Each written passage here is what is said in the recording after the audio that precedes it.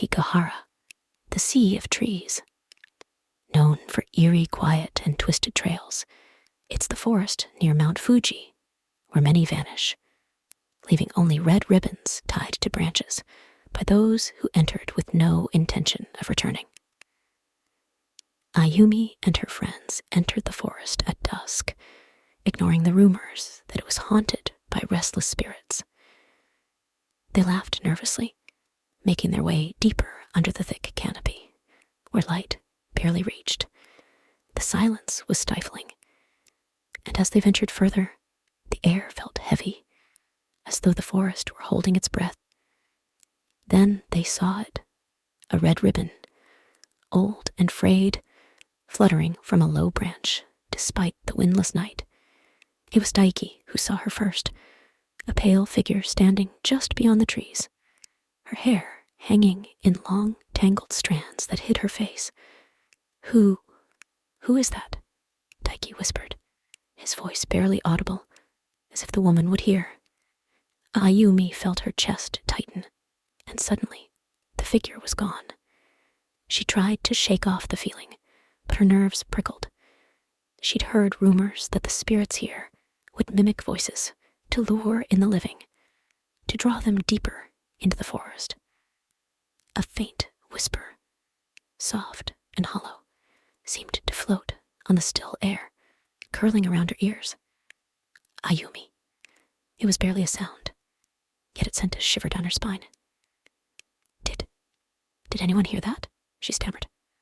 Her friends shook their heads. But then the whisper returned, stronger, closer. "Ayumi, help me." Her breath caught.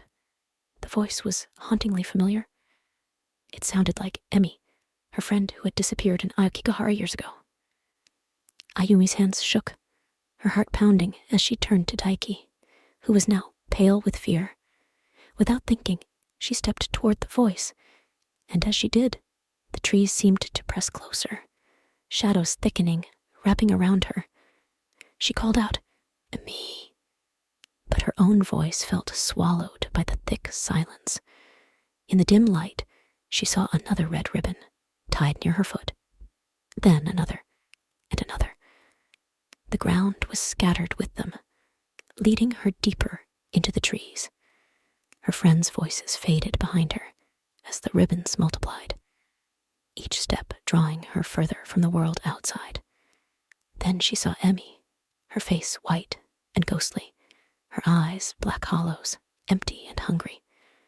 Her mouth twisted into a smile as she whispered, "Stay with me, forever." Ayumi screamed, breaking into a run, stumbling blindly over roots and rocks. The forest seemed endless, twisting, trapping her as the shadows reached out, cold as death itself. She burst from the trees, gasping, heart hammering, finally breaking free of the forest's hold. But the whispers lingered, echoing in her mind. They say that once Aokigahara calls your name, you're never truly free.